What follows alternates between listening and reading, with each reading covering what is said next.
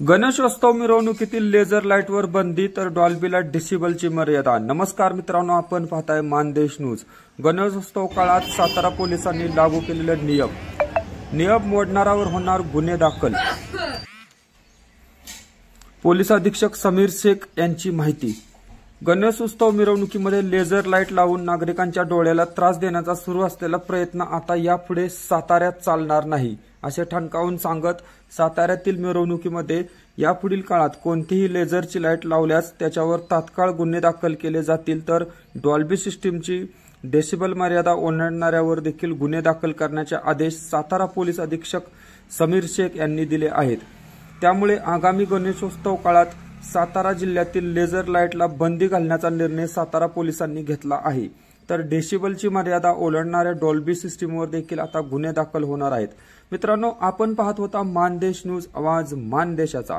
Mandesh news साठी सहसंपादक पत्रकार Dilip Waghmare, Mandesh news Satara. सुरुवात। नमस्कार। आगामी काळात आपल्याकडे वेगळे सण आता येणार आहेत। याच्यामध्ये गणेश उत्सव आहे, ईद मिलाद आहे।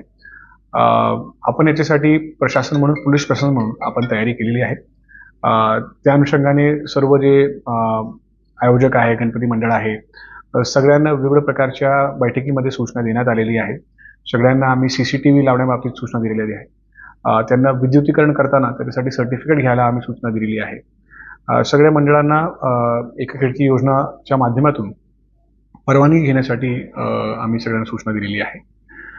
त्याचबरोबर आम्ही सातारामध्ये कुठेही लेझर, प्लाझ्मा याचा वापर करू नये याच्यासाठी आम्ही आदेश काढतोय।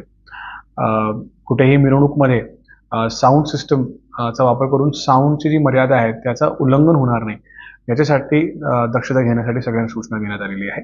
आणि एकंदरीत या सगळ्या सणांच्या वातावरणामध्ये भाविकांना कुठल्या प्रकारचा त्रास होणार नाही आणि ते चांगल्या पद्धतीने सगळे सण साजरे करतील यासाठी लागणारी सगळी मदत द्यायला प्रशासन आणि पोलीस प्रशासन हे तयार आहे। काल पत्रकार परिषद झाल्यानंतर पालकमंत्र्यांनी सांगितलं होतं की महिला युवती सुरक्षिततेसाठी पोलीस दलाला आम्ही सूचना दिल्या आहेत। त्या पद्धतीने नेमकं काय उपाययोजना आहे? आदरणीय पालकमंत्री साहेबांनी जी सूचना दिलेली आहे त्या अनुषंगाने प्रत्येक मंडळाला आम्ही सिव्हिल ड्रेसमध्ये आमचे लोक देणार आहे। निर्भया पथक सगळ्या ठिकाणी गस्त करणार आहे। मोठ्या मंडळाला अंमलदारची नेमणूक आम्ही करून देणार आहे, जेणेकरून महिलांना कुठल्या प्रकारचा त्रास होणार नाही। महिलांना दर्शन करण्यासाठी वेगळी रांग करायला घेण्यासाठी आम्ही सूचना देखील सगळ्यांना दिलेली आहे। आणि एकंदरीत महिलांना, मुलींना एक सुरक्षित वातावरणामध्ये या सणांच्या वातावरणामध्ये त्यांना सहभागी होता येईल यासाठी सगळ्या प्रकारची तयारी आमची झालेली आहे। वेळेचं काय बंधन? याच्यामध्ये सर्वसाधारण आपल्याकडे 10 वाजेपर्यंतची मर्यादा असते, परंतु 5 जे दिवस आहे त्या तारखांना आपण 12 वाजेपर्यंत जिल्हाधिकारी महोदयाच्या आदेशान्वये आपण याच्यामध्ये परवानगी देतो। याच्यामध्ये 8 तारीख, 11 तारीख, 12 तारीख, 16 आणि 17 तारीख असं 5 दिवस आम्ही 12 तारखेमध्ये 12 वाजेपर्यंत मिरवणूक किंवा साऊंड वापरायला परवानगी दिली आहे। जे डॉल्बी धारक आहेत त्यांना काय आव्हान करायचं?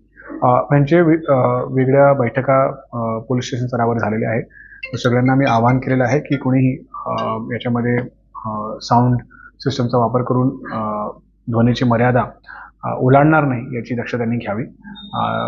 परंतु जर याच्यामध्ये कोणीही त्याच्यामध्ये या मर्यादाला ओलांडलं तर त्याच्यावर नक्कीच कारवाई करण्यात येईल।